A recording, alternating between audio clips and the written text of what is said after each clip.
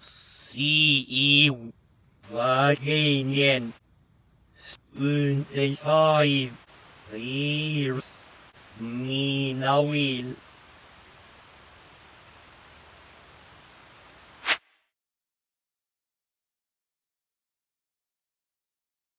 Twin Peaks The Return is the final season of Twin Peaks and is brought to us once again by David Lynch and Mark Frost, who come together after all this time to give us, hopefully, a satisfying conclusion to the series. For the most part. And this time around, Special Agent Dale Cooper has been trapped inside the Black Lodge for over 25 years, while his doppelganger has been running amok in the real world. And soon he tries to escape the Black Lodge to defeat him. But meanwhile, in the town of Twin Peaks, something else is stirring. The Laura Palmer case has been brought back up, and soon the people of Twin Peaks begin to learn that there are in fact two Coopers, and the one that left the Black Lodge 25 years ago is actually his doppelganger. There's a lot of layers to this show, both comedic, both dramatic, both horrific, and it's a lot to take in, but it's a fun ride. For many years, people wondered if Twin Peaks would actually return.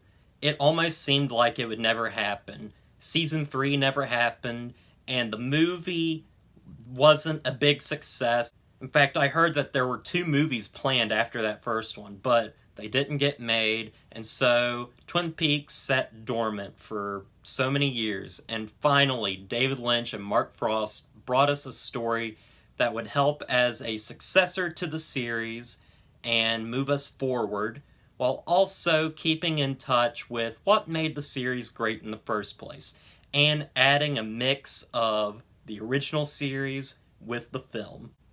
And what we get as the final product is a series that works through and through, but has its problems along the way. But that's not to say that this is an incredible effort, and just amazing that it was able to happen in the first place, and able to be as good as it is. Oftentimes when series have revivals, they feel like cash-ins almost. Kind of like, oh, well, this was popular back in the day, let's bring it back. And they don't do anything to change it. It's just the same format over and over. But here, this really feels like something different. It feels like a continuation, but it's not the same Twin Peaks you saw back in '91. It's very different, and I think that's what I like about it. I appreciate that David Lynch and Mark Frost understood that to bring Twin Peaks back, you couldn't do the same thing you did. You can't strike lightning in a bottle twice. And so they go in a different route with some different type of storytelling that works. So let's go on with what works about the series. The cast. Everybody that you knew and loved from the original cast that isn't dead already has come back, aside from the characters that you hate. I'm talking about you, Donna. She sucks. But anyway, the rest of the cast comes back, and Kyle MacLachlan is front and center in perhaps my favorite performance he's ever done. I've loved him in Twin Peaks, I've loved him in Blue Velvet, but here we get to see some stuff that Kyle MacLachlan has never done before. Kyle MacLachlan has to play 3 distinct roles in this series. He has to play regular old Dale Cooper, while also playing his doppelganger, Mr. C, who is a very dark, evil, horrible person, and he's just so scummy, but it's one of those things where you kind of like it. You kind of like rooting for this guy, even though he's doing the most horrible things. And Kyle MacLachlan plays him terrifically. There's also a third performance that he does in the form of Dougie Jones, a very light-hearted character that is really fun and causes a lot of comedic moments in the series. In fact, the stuff I was laughing at most in the series ended up being from him playing this character. This is such a great, endearing character, and It's one of my favorite performances I've seen out of him. I could explain to you who exactly Dougie Jones is, but that would take up a lot of time and it's really confusing, so I'm not going to delve into anything except for Kyle MacLachlan plays him, and there are in fact 3 Coopers in the show. If you want to know anything else about that, look it up or watch the series. Other than that, let's continue on. As I said, I love the comedy in this show. Sometimes it doesn't always work, but it mostly hits every time. David Lynch has always been good at creating comedic moments, and a lot of it has to do with timing. In fact, for me, that's what comedy is. It's all about timing. And David Lynch has the camera set on people for so long that certain stuff becomes even more funny than it should have been. Again, a lot of my favorite stuff comes from this Dougie Jones portion of the series, where we also have him interacting with mob bosses, gangsters, and insurance agents, and it's just so funny. And the stuff in Twin Peaks is really funny too, but it's not as good as that stuff right there. Also, something I loved about this series is how it wasn't afraid to get weird. Now, the original series was weird, but this is a whole different thing. The show isn't so much like season 1 and 2, and borrows heavily from what was done in Fire Walk with Me, which is a very weird film and can be kind of confusing. And this show can be kind of confusing too if you're not paying attention. And even if you are paying attention, it still can be pretty confusing. But David Lynch gets into some really weird territory that's very supernatural and almost very similar to what he did in his original first movie, Eraserhead, which is great to see. In fact, David Lynch has a lot of homages to his previous work. We see hints of Eraserhead, we see hints of Blue Velvet, we see hints of Lost Highway and Mulholland Drive, and it's almost like this big homage of his work. This is a celebration of everything David Lynch has ever done, which is fantastic if this is the last thing he does. I also love where the characters are in this series. It's great seeing certain characters return and seeing how much they've changed. One in particular, which might be my favorite, is the character of Bobby Briggs, who was this greaser, just horrible, angsty teen back in the original series. Here, he's a police officer, he's on the side of good, and he's just a really good person. And it's great seeing him like that. It's a great character arc, even though we don't get to see his transition from being good. It's great to see that he is good. I also really like how David Lynch really took his time with this series, letting things sink in. This season has a much slower pace than the first 2 seasons, and even the movie, and is more akin to Inland Empire, which, if you remember, I had a problem with Inland Empire's pacing, but here, for the most part, it works. Aside from a few instances I'll talk about in my negatives, the pacing works for me, and also helps in creating one of the greatest things I've ever seen ever put to television. And that is, in Part 8, David Lynch basically takes us through almost like an acid trip of sorts. Or, I wouldn't say that.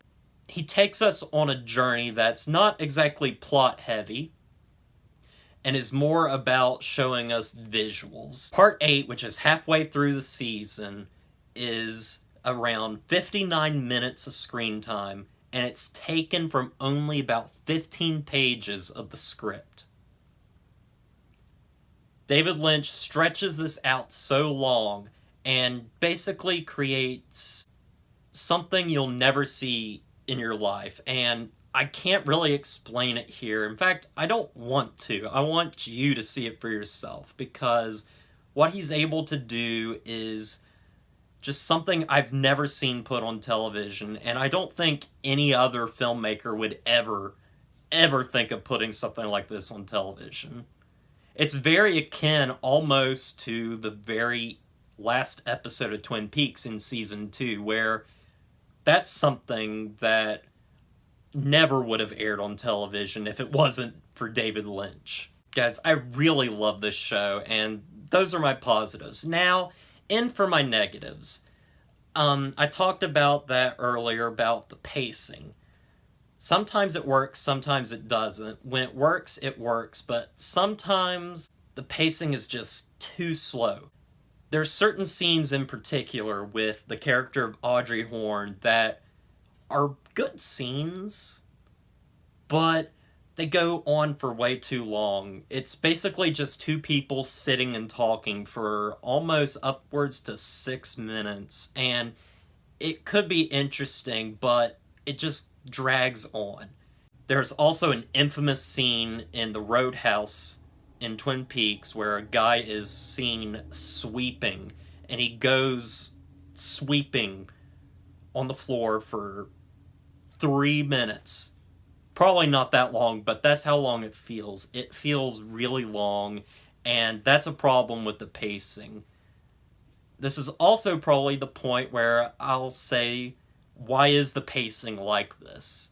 Well, the script that David Lynch and Mark Frost wrote was around 500 pages. Now, if you take into account that a single page is about a minute of screen time, then the series should have been around the 7 to 8 hour mark.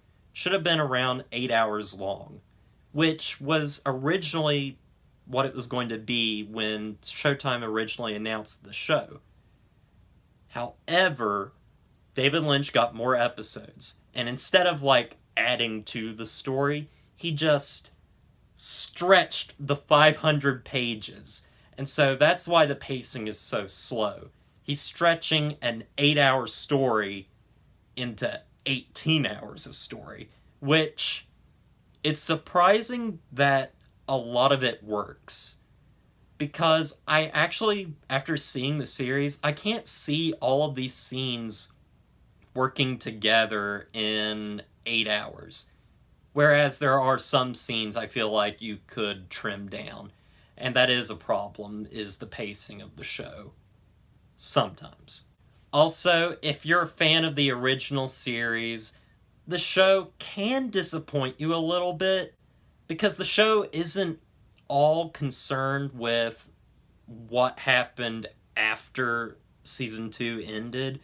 It's more focused on the aftermath and other things, other bigger things. And that could be disappointing for some. We never get to learn how's Annie. A lot of the cliffhangers that we got at the end of season 2 aren't properly discussed in this series, which, for me, I can look over it, because the rest of the show is really good and really solid, but the show is not for everybody. As I said, it's nothing like the original series, and more akin to what Fire Walk With Me was. So it's got this abstractness to it that is very different from what people might have been accustomed to with the original series. But it's still a great show to watch. And the last 2 hours in particular just are some of the best moments of television I've ever seen. The series does things that I never thought I would ever see and never imagined that I would see. The show exceeded my expectations while also being a little disappointing with certain things, but I feel like that's going to happen no matter what when you're anticipating something. You're always going to get a little bit disappointed, and certain things will happen that you're like, ow, I wish that didn't happen, I wish this happened. But this is David Lynch and Mark Frost's story that they wanted to tell, and what they told was a really good, interesting story that has a satisfying beginning, middle, and end, I can see how some people might be upset by the ending of this series because the ending is not satisfying, guys. For some, it's not satisfying. Don't go into this series thinking you're going to finally get a complete conclusion to the series, because you're not. What you are going to get, though, is one of the most dark, scary, tense, and almost hopeless endings you'll ever see in your life. There was a moment of dread I was feeling when watching the very end of this show. And when the credits rolled, it just made it even worse. And it's a feeling of dread that I'm okay with, because, in my opinion, that's what Twin Peaks is. Each season has ended on a cliffhanger, so why should this be any different? Even though I would have liked a big conclusion to the series, I'm okay that I didn't get it. It's completely fine. And who knows? We might get a season 4, and that might be a conclusion. Or, it might just be another cliffhanger. But either way, I'd be into it. Guys, I really love the last season of Twin Peaks. Twin Peaks: The Return has everything I wanted and more. Some disappointments, some problems I have, but altogether it's a solid product and one of David Lynch's biggest accomplishments. And also somebody that I don't think gets enough recognition is Mark Frost. Mark Frost created this baby with David Lynch, and Mark Frost, this show would not be the same without you. I'm just glad that we got to get something like this, because we never see television like this. So guys, with all that said, I'm going to give Twin Peaks: The Return an 8 out of 10. Guys, if you haven't seen Twin Peaks, I say go ahead and watch it right now, because you might be really surprised by what you see, or you might not like it at all. I don't know. Some people can't get into it. I can. And Twin Peaks: The Return is just a terrific companion piece to the rest of the series, and I'm glad I got to see it. Well guys, that's the end of my David Lynch-a-thon, or whatever I'm calling this. It's actually been really interesting looking at a filmmaker's work by just watching all his movies and TV series. It's also made me appreciate David Lynch a lot more.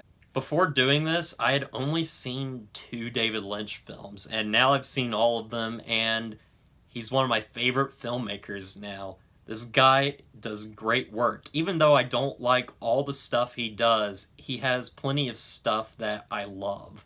And I love parts of all his films. He's a great filmmaker, and I hope he does more work, as long as the story is there for him. And when he comes out with another project, I'll be there to see it. Anyway, guys, thank you for watching this review. And also, if you stayed around and watched all these David Lynch reviews, thank you for watching those too, because this has been really fun to do, and I've enjoyed making these videos because I've been surprised by a lot of his work, and I think that's great. Anyway, guys, that's all I got to say. So don't forget to like, comment, and subscribe to the channel, and I'll see you guys in the next review.